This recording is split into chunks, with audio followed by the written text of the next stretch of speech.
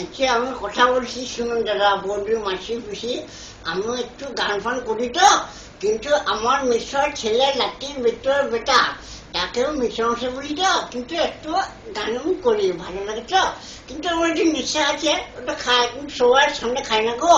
তো আমি ওটা গান করে শুনেছি, যা পাখি উড়তে দিলাম তোকে, তোকে খুঁজিয়ে অন্য কোনো বাসাও বাবার হচ্ছে গো, অত তালি বলে মারুন মারি, কিন্তু আমি গানটা ভালো করে করছি তোমার সামনে। যা পাখি উড়তে দিলাম তোকে, তোকে খুঁজলি অন্য কোনো বাসা, বাসাও বাবারে